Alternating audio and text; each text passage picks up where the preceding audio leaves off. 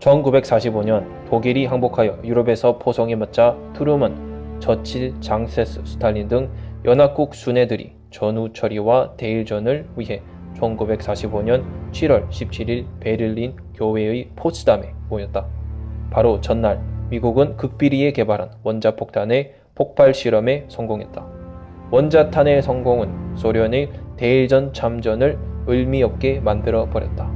이미 대미 첩보망을 통해 스탈린은 미국의 원폭 성공 사실을 상세히 알고 있었다. 트루먼과 처칠, 장세스는 1945년 7월 26일 발표된 포츠담 선언에서 일본이 무조건 항복하지 않을 경우 일본 군대의 완전한 괴멸과 일본의 신속하고도 철저한 파괴가 있을 것이라고 경고했다.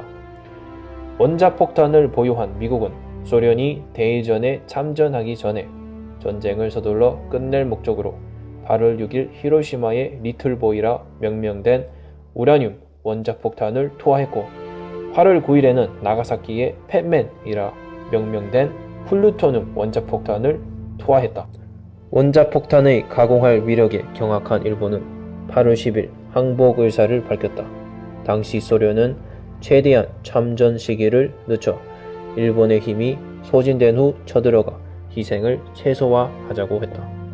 사태를 예의주시하던 소련은 8월 9일 나가사키에 두 번째 원폭이 투하되기 불과 몇 시간 전에 일본에 선전포고를 하고 연해주에 주둔한 소련군 제25군 사나이 보명 80개 사단과 전차 4개 군단 자주포 5만 5천 문 등을 만주와 북한 영내로 진격시켰다.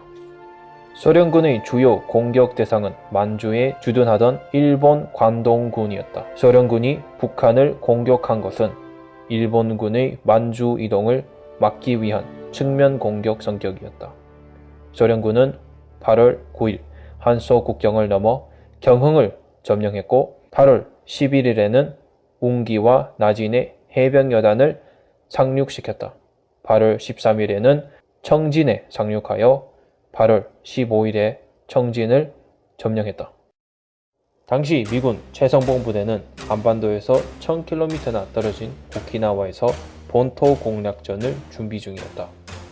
소련이 정광석화처럼 만주와 한반도를 점령해가자 당황한 미군은 소련의 진격을 한반도의 적절한 선에서 저지해야 한다고 생각했다.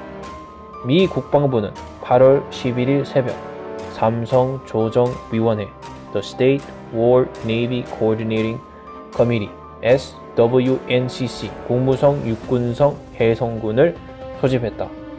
존 맥클로이 국방부 차관보는 찰스 본스틸 대령 후에 주한 미군 사령관 역임과 딘 러스크 대령 후에 미 국방부 장관 역임에게 소련군 단독으로 한반도를 점령하는 상황을 저지하기 위한 방안을 마련하라고 지시했다.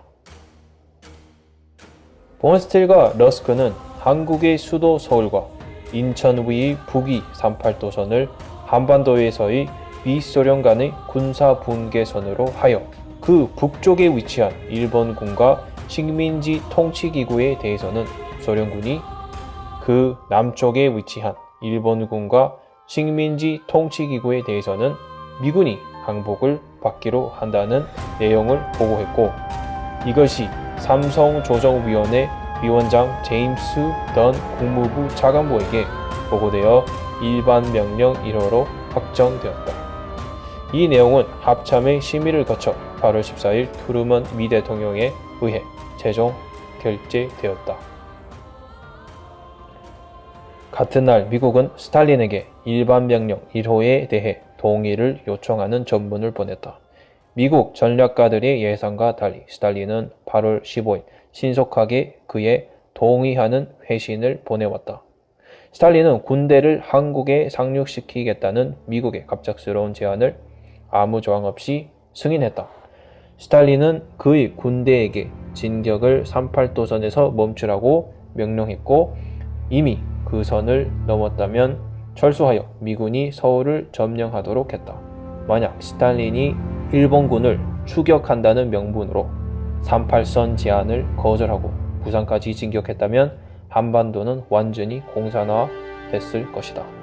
딘 러스커는 자서전에서 당시 상황이 워낙 가변적이었기 때문에 미국이 원하기만 했다면 38선보다 훨씬 북쪽의 분할선을 그을 수도 있었을 것이라고 회고했다.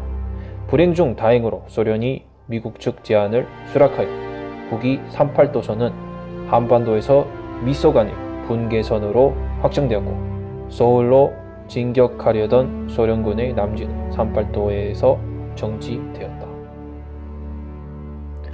이 정식은 미국이 38선을 설정하게 된 이유는 폴란드에서 일어난 정변 때문이었다고 분석했다. 독일과 소련의 공격으로 항복한 폴란드는 노인들이 런던에 망명하여 망명정부를 구상하고 있었다.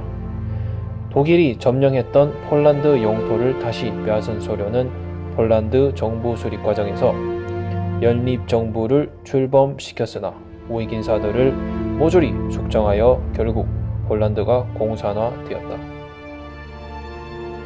미국은 폴란드 사태를 지켜보면서 소련이 점령한 지역 내에서는 소련 마음대로 조정할 수 있는 공산 정권이 수립되는 것을 막을 가능성이 희박하다고 판단했다. 그 결과 8월 9일 소련군이 한반도에 상륙하자 8월 14일 38선 설정을 제안했다는 것이다.